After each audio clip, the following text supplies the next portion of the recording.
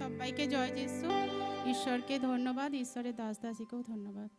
মিতা মল্ল, হ্যাঁ। আপনি খানপুর থেকে আসছেন। হুম। এখানে লেখা আছে আপনি 2 মাস প্রার্থনায় আসছেন। হ্যাঁ। 14 বছর আগে আপনার সিজার করে আপনার বাচ্চা হয়। হ্যাঁ। আর তারপর থেকে আপনার বডিতে সমস্যা শুরু হয়। হ্যাঁ। কি কি সমস্যা হচ্ছিল সেই সময়গুলোই আপনি সবকিছু খুলে বলুন। আমার পেটে চামড়া কেটে বাদ দেওয়া হয়েছিল। তো আমার যখন 1 বছর পর থেকে আমি সোজা হয়ে হাঁটতে পারতাম না। আর তার থেকেও আমি খুব কষ্ট পেতাম। আমি 5 মিনিট হাঁটতে পারতাম না, যেটুকু ঘর বাথরুম পায়খানা চান এটুকু। কিন্তু কোনো রাস্তায় বা কোথাও যাওয়ার জন্য আমাকে বললে আমি হেঁটে যেতে পারতাম না। যদি হাঁটতাম জুতো পরে, তো আমাকে জুতো খুলে হাতে নিতে হতো, আমি সেখানেই বসে পড়তাম, বলতাম আমি আর হাঁটতে পারবো না। কারণ আমার কষ্ট হচ্ছে, আমার হাঁপ আসছে, আমার বুক ধড়ফড় করছে, মনে হচ্ছে আমি এক্ষুনি মরে যাব, এমন হতো। আর প্রত্যেক দিন রাত্রিবেলা কোমর থেকে পাগুলো খুব যন্ত্রণা হতো। আর আমার হাজব্যান্ডকে বলতাম আমার পা টিপে দাও, আমি থাকতে পারছি না, আমি ঘুমাতে পারছি না, আমার কষ্ট হচ্ছে। তারপরে প্রচণ্ড বমি হতো, যা খেতাম, জল খেলে জলটা উঠে যেত, ভাত খেলে ভাত উঠে যেত, মুড়ি খেলে মুড়ি উঠে যেত, মানে কোনোটা আমার শরীরে থাকতো না, এত কষ্ট হতো আমার। খুব কান্নাকাটি করতাম, আমি ডাক্তার দেখিয়েছি এখানে ওখানে সেখানে আর কি কি সমস্ত প্রবলেম জায়গায়। হতো সবকিছু খুলে বলুন। তারপরে আমার প্রচণ্ড বমি পাতো, মানে সব সময় গা গোলাতো। আর আমি ঘুমাতে পারতাম না, সারা রাত আমার ঘুম হতো না, আমাকে ঘুমের ওষুধ দিত। আর মা, আমার ভাইয়ের বউরা, আমার হাজবেন্ড সব সময় আমার পাশে সব সময় থাকতো। এখানে লেখা আছে আপনি একদম রোদ সহ্য করতে আর পারতেন একদম না। রোদ, মোটেও না, 1 মিনিটও না, রোদে থাকলে মনে হচ্ছে আমি এক্ষুনি হার্ট ফেল করবো। রোদ আমি সহ্য করতে পারতাম না। সিঁড়ি চড়তে পারতেন না। না, সিঁড়িতে উঠে যদি একবার পড়তাম তো নাবার সময় আমার এত কষ্ট হতো যে আমি পেটটা চচ্চর করে ফুলে যেত। আর পেটে এত টান ধরতো আর টাটিয়ে বিষ হয়ে থাকতো 1 সপ্তাহ 10 দিন, আমি তখন বিছানায় শুয়ে থাকতাম।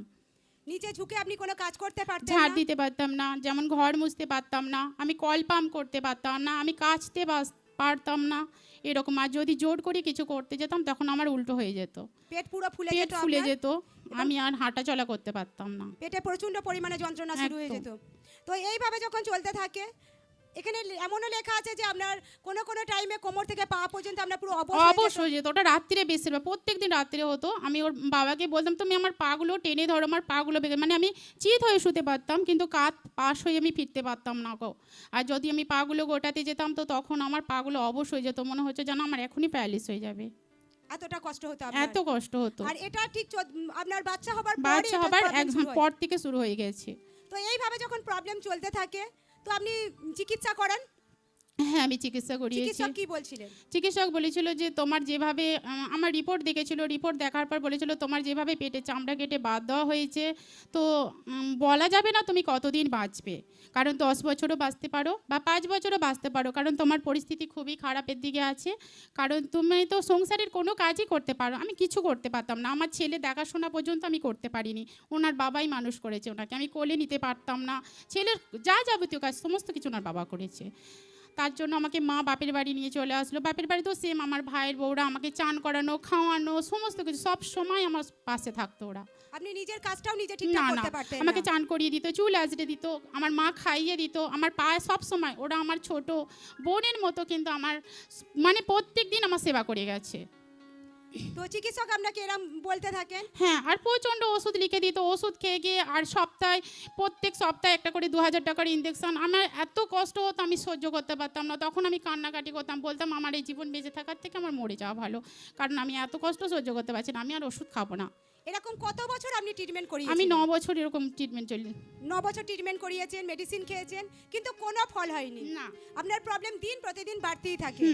তো এইভাবে যখন চলতে থাকে পুরো সেই টাইমে আপনার মনের অবস্থা কিরকম ছিল? খুব কষ্টের ওপর দিয়ে যাচ্ছিলাম। তখন মা আমাকে একদিন বলল যে মা তুই তো এত কিছু করছিস, তাহলে একবার যা প্রভু যিশুর প্রার্থনায় যাবি। কোথায়? না এখানে।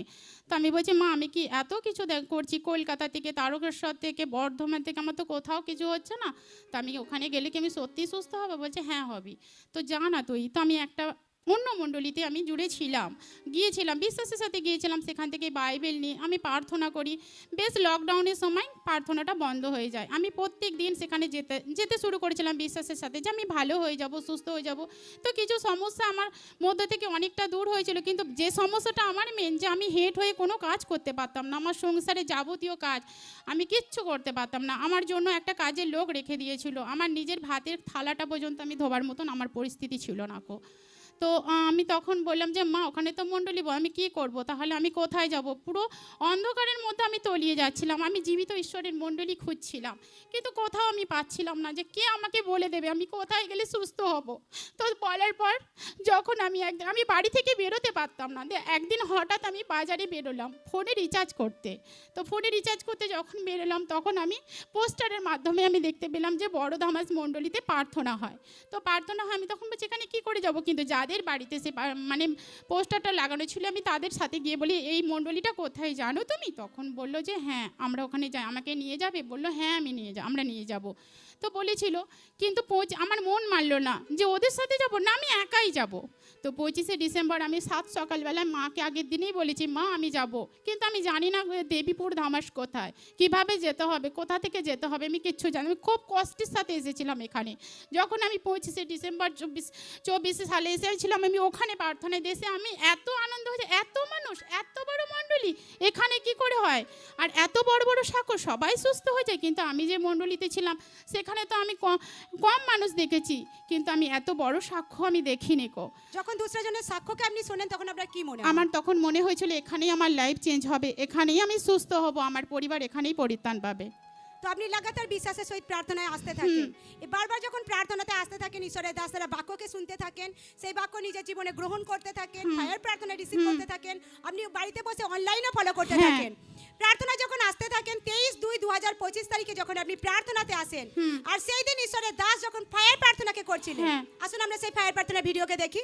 हर एक रोगर आत्मा, शैतानी आत्मा, जादू टोना आत्मा, holy ghost, holy ghost, holy ghost, holy ghost, holy ghost, holy ghost, holy ghost, holy ghost, holy ghost. हर तरह के रोगेर आत्मा, पैलेस, अपेंडिक, स्टोनेर आत्मा लोकদের বাড়ি ছেড়ে চলে যাক। पैलेसের आत्मा लोकদের বাড়ি ছেড়ে চলে যাক প্রভু যিশুর নামে। সারে আত্মা প্রভু যিশুর নামে লোকদের বাড়ি ছেড়ে চলে যাক। আর সেই ফায়ার প্রার্থনা যে মুহূর্তে আপনি রিসিভ করেন তারপরে কি হয় বলুন? তারপরে আমার গোটা শরীরটা পুরো একদম ঠান্ডা হয়ে গেল, যেন কোনো একটা বরফের মতন হাওয়া এসে আমাকে দুলিয়ে দিল। তারপরে পুরো শরীরটা ঠান্ডা হয়ে গেল, মানে শীত আসছে প্রচণ্ড। তারপর আমি তখনই একটা কাকিমাকে বললাম আমার লাইফে কিছু একটা হয়েছে, ঈশ্বর আমার জন্য ভালো কিছু আজকে একটা করেছে। তো বলার পর আমি বাড়ি চলে যাই। বাড়িতে যাবার পর আমি নিজে ঠিক করি যে আমি কাল সোমবার, কারণ পাপাজি বলেছে সুসমাচার দ্বারা সমস্ত কিছু দুষ্ট আত্মার বন্ধন ভাঙা যায়। তো আমি নিজেই এখান থেকে হ্যান্ডবিল নিয়ে আমি বাড়ি চলে যাই। বাড়ি গিয়ে সোমবার দিন আমি হ্যান্ডবিল নিয়ে আমি সুসমাচার প্রচারে চলে যাই, যে আমি কখনো হাঁটতে পারি না, কিন্তু আমার মাথার মধ্যে তখন এটা নেই যে আমি সুসমাচারে তো যাবো বলে ঠিক করেছি, আমি কি হাঁটতে পারবো, আমি কি রোদটা সহ্য করতে পারবো, আমি কি সবাইকার বাড়ি বাড়ি গিয়ে পৌঁছাতে পারবো, যা আমি কখনো করিনি। আমি তো কাউকে কোনোদিন সুসমাচারই দিইনি, কীভাবে সুসমাচার দিতে হয় আমি জানতাম না। তো আমি ঈশ্বরের সহিত নিয়ে আমি ঈশ্বরকে শুধু বলেছি তুমি জীবিত ঈশ্বর আছো, তুমি আমার সাথে চলো, আমার সঙ্গে তুমি সঙ্গ দেবে, আমার পায়ের সাথে তুমি পা মেলাবে বলে আমি বাড়ি থেকে বেরিয়ে যাই প্রার্থনা করে। কিন্তু যখন আমি সুসমাচারে যাই তখন বেলা 9টা, কিন্তু 9টায় আমি সেখানে বাস থেকে নেবে এখানে ফোন করা হয়, এক আমার বিশ্বাসী বোন ফোন করে আমাদের প্রার্থনা করে দেওয়া হয়। কিন্তু তখন আমি 4-5 ঘন্টা একভাবে আমি সুসমাচার দিয়েছি, 4টে বড় বড় টাউন মার্কেট, তারপরে বড় বড় 4টে পাড়া, দুপুর 2টো পর্যন্ত আমি মানে সুসমাচার প্রচার করেছি। প্রচার করার পর এক জায়গায় দেখলাম যে আমার তো হ্যান্ডবিল সব শেষ হয়ে গেছে, আমি যা এনেছি, তাহলে আমি কি করব? ওখানেই বসে বললাম যে এবার আমি বাড়ি যাব। তখন আমার মনে হলো, মাথার মধ্যে এটা এলো, আচ্ছা আমি যে সুসমাচারে আসলাম আমি কি করে দিলাম, আমি তো হাঁটতে পারতাম না, আর আমি যে এতটা রাস্তা হাঁটবো এটাও তো আমি ভেবে নিই। তখন আমি পাশের বিশ্বাসী বোনকে বলছি মানা আমি কি করে হাঁটলাম? তখন ও বললো প্রভু যিশু আছে তোমার সাথে, তাই তো তুমি হাঁটতে পারলে, দেখো আজ তুমি সুসমাচারে বেরিয়েছো, আজ ঈশ্বর তোমার জীবনে বড় একটা কার্য করেছে। আমি ঈশ্বরকে তখন এত আনন্দ, আমি এত খুশি, হাসতে হাসতে লাফাতে লাফাতে আমি বাড়ি এসেছি। এসে আমি ওর বাবাকে ফোন করে বলি যে জানো আমি সুসমাচারে গেছিলাম। কি করে গেছিলে, তুমি তো বেশি হাঁটতে পারো না? তা বলার পর বললো, আমি বললাম যে আমি গেছি, আমার প্রভু আমাকে নিয়ে গেছে। তারপর থেকে আপনার সমস্ত একদম মানে এত রোদ আমি সহ্য করেছি, আমার শরীর একটু ঘেমে যায়নি, আমি একটু কষ্ট হয়নি, আমি একটু হাঁপিয়ে যাইনি, আমার মনে হয়নি যে আমি হাঁটছি, কিন্তু আমি সেদিন ঘোড়ার দৌড়ের মতন আমি হেঁটেছি, সম্পূর্ণ সুস্থ। মাঠ দিয়ে, জমি দিয়ে, সার গাদা দিয়ে, আমি যেখান দিয়ে মাঠে কাজ করছি আমি সেখানেও সুসমাচার দিই। জোরসে জোরসে মহিমাকে করে জীবিত ঈশ্বরের নামে হালেলুয়া, জোরসে জোরসে মহিমা হোক, হালেলুয়া, হালেলুয়া।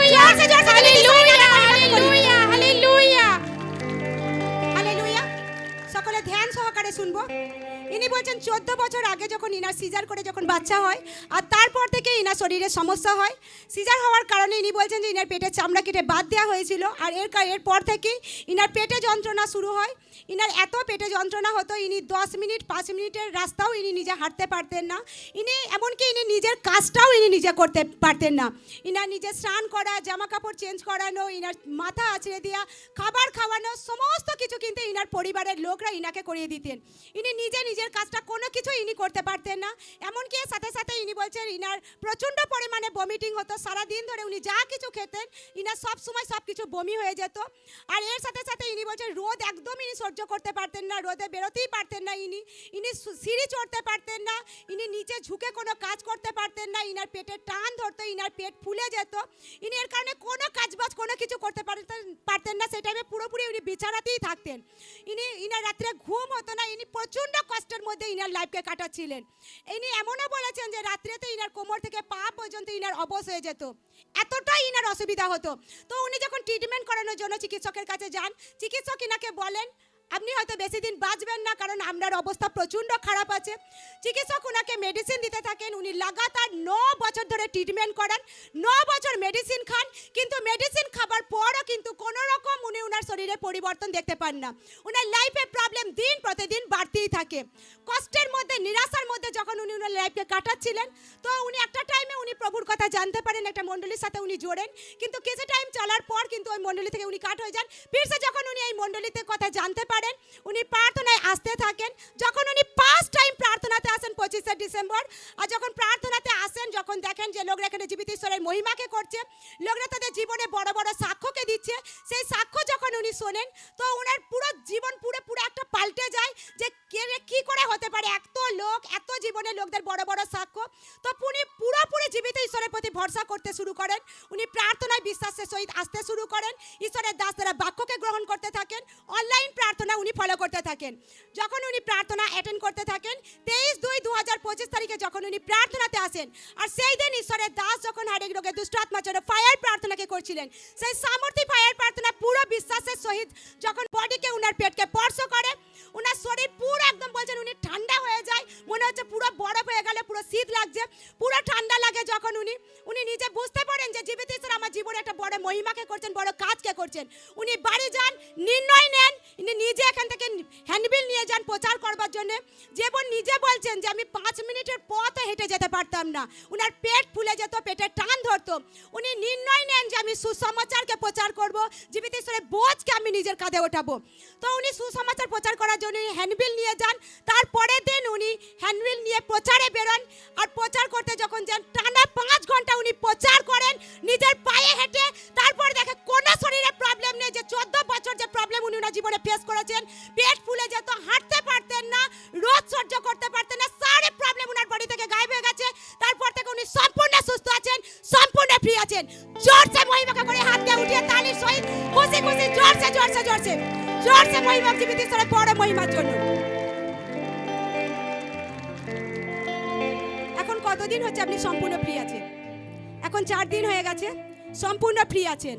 এখন আর কোনো প্রবলেম নেই, কোনো মেডিসিন খেতে হচ্ছে না।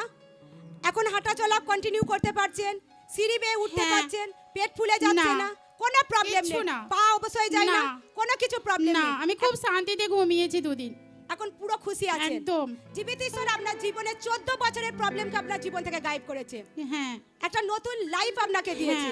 এই বড় আশীর্বাদের জন্য আপনি কি বলতে চান? আমি এখানের ভাই বোনেদের বলতে চাই, তোমরাও এই জীবিত ঈশ্বরের মণ্ডলীতে আসতে থাকো, প্রার্থনা করতে থাকো, বিশ্বাসে জুড়ে থাকতে থাকো, আর ধৈর্য সহকারে প্রার্থনা করো। একদিন ঈশ্বর প্রভু যিশু তোমাদের সবাইকার মনের ইচ্ছে পূর্ণ করবেন, তোমাদেরও সুস্থ জীবন দেবেন যেমন আমাকে দিয়েছেন। কারণ প্রভু জীবিত ঈশ্বর আছে, প্রভু উদ্ধারকর্তা আছে।